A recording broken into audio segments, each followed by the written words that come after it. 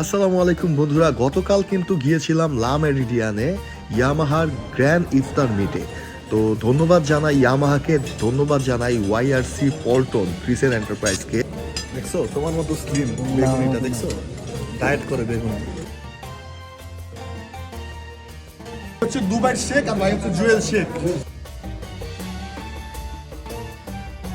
আপনার জন্য কি ঠিক আছে এটা? না, এখন তো আমি ডায়েটে নাই, এর মানে পুরো দুবাই খালি মাইট চলবো, ঠিক আছে? দুই দিনের জীবন এত ডায়েট করে লাভ নেই নাকি?